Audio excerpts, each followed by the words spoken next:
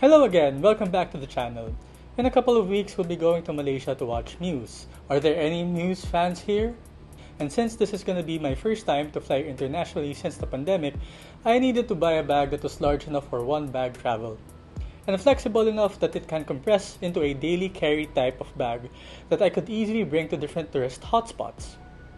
The first bag I had in mind was the tech-focused North Face Kaban, but I felt it was above my budget, and it was too sleek to be a travel bag. And since I already have a good experience with Tomtoc slings, I wanted to give their bigger bags a try and decided to get the 40L A82 travel laptop backpack from Tomtoc. I bought this for 5,000 pesos at Travel Club, my favorite bag store in the Philippines, and it's less than $100.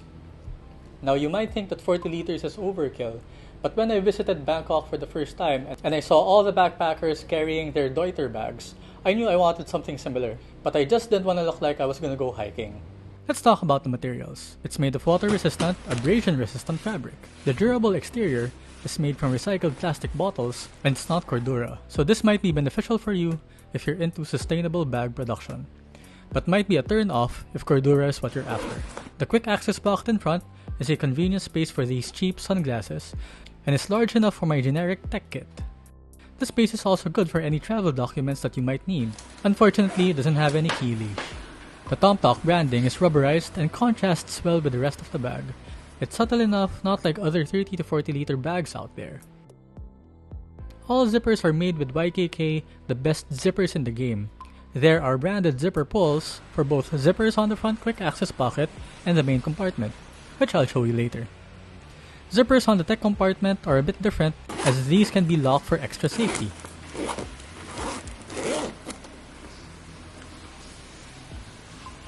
The bag has these compression straps with plastic buckles that allow you to tighten or loosen the bag depending on what you're carrying. I don't think these are Duraflex, as they don't have the same quality as the buckles found in their slings. The buckles are effective in deterring possible pickpockets that might attempt to open the main compartment. Although this might be annoying for owners, as you need to unbuckle the straps to get to access this area, but it's just a little bit safer this way. Here's a preview of what the main compartment looks like, but we'll be exploring this part more later, because I want to show you the water bottle holders first. The compression straps allow you to securely keep your water bottle in place, and here I have my 16-ounce Clean Canteen water bottle. And notice that the pocket is not that long, that's why you need the compression straps, just in case you have something larger, like a taller water bottle, or even a tripod. Note that the water bottle holder takes up some of the space in the main compartment, so I suggest to place the bottle first before packing your bag, or be mindful of where the bottle will be placed so you free up that space inside. When I flip the bag over, you have a second water bottle holder, which I think can be a useful spot for thin items like my Anchor power bank. On the left side of the bag, it has this thin carry handle that's useful if you want to pull your bag from the overhead compartment of planes, or it acts as support when you place the bag on your luggage.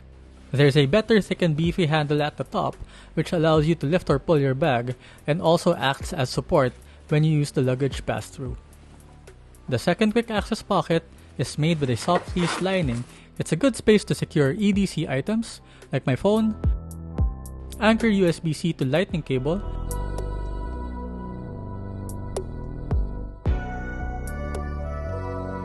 my wallet, my passport, vaccination cards,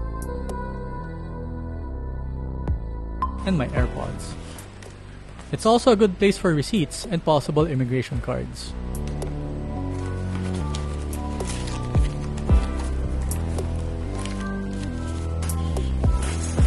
Shoulder straps are thick and provide good ergonomic comfort. There's an attachment that can allow you to hook sunglasses or carry beaner. The adjustable sternum strap distributes the weight of the bag so your chest works with your shoulders to carry the bag, although it seems a bit tight when you try to adjust it. I think I need to be more careful with the sternum strap buckle, as it's not as heavy duty as what you can find on the compression straps. This is what the bag looks like when I'm carrying it. I'm 5'8" for your reference.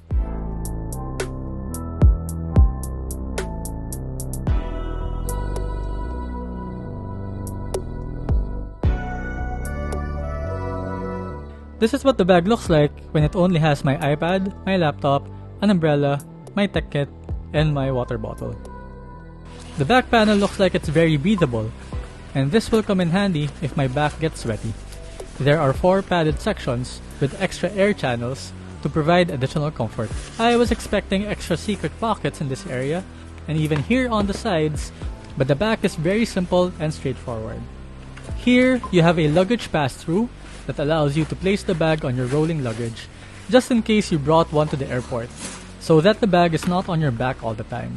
To demonstrate, I placed the bag on my wife's World Traveler luggage, and even if it's heavy and I'm struggling a bit, it is possible if you support the weight when you carry the bag on any of its handles, and that is the extra function of the thin side handle. Here, you have another thin tag for Tomtoc's branding. Let's open the bag up. Remember that it needs to be unbuckled first so you can unzip. The space under the top quick access pocket is good for my IKEA dock kit or toiletries kit, my jeans from Zara, smaller packing cube from Eagle Creek for my underwear and socks,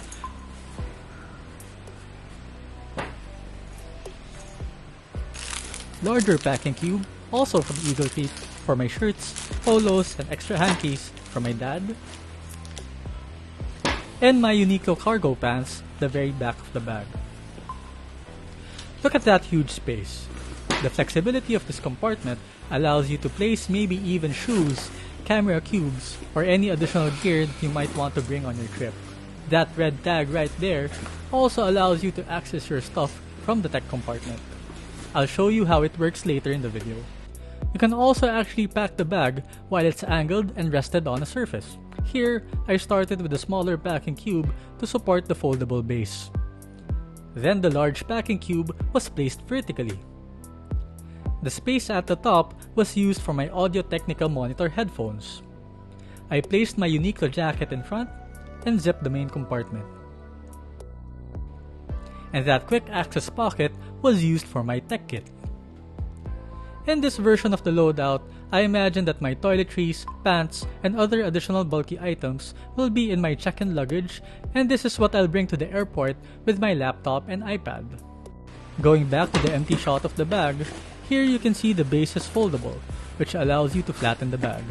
This converts your travel bag into an EDC type of bag that's useful to bring to your tourist destinations, because it has enough space for shopping and souvenirs, and I'll definitely buy more slings in Malaysia. Attach the buckles and pull the compression straps to give the bag its thinnest look.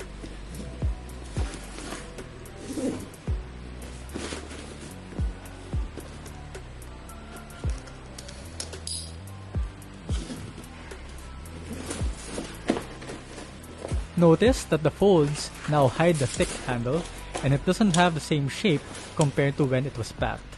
That's what it looks like when it's flat.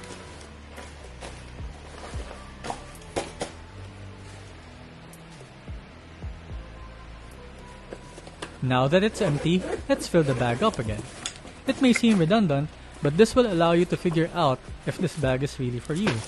And so that I can show you clamshell mode.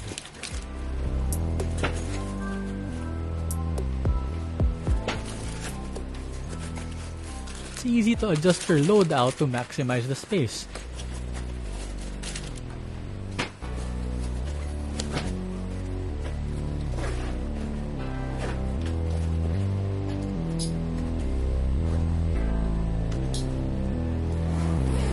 When I flip the bag over and I zip from here, now we're at clamshell mode for the tech compartment.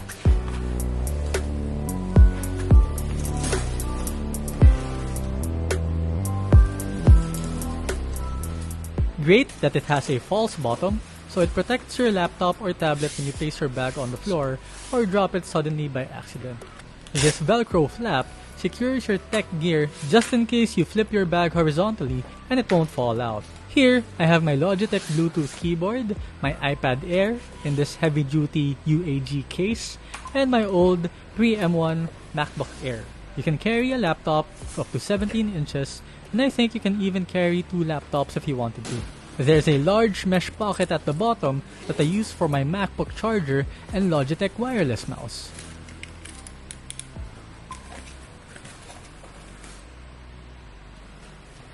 And it's marketed to be used for dirty clothes or thin shoes, but I think those can be in a separate packing cube or packable container. When I pull these zippers, it gives me access to what's inside my main compartment. So if you're already placing your tech gear, you don't have to unzip the front to place your main one-bag travel types of items. When it's flat on the couch or bed of your Airbnb or hotel room, it's so easy to unpack. And now you can use the bag as a day pack. When it's full, it maintains its shape. It can stand upright, but most of the time at an angle.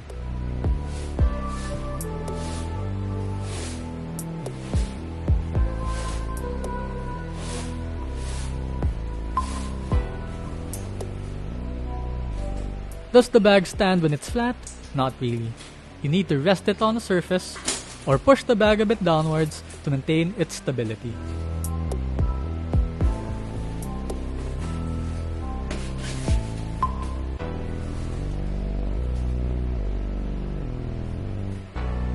Overall, I look forward to using this on more trips, and I can get back to you with another video so I can share with you my experience of using it. Thank you again for supporting this channel. We're currently at 52 subscribers, 3,000 video views, and 50 hours of watch time.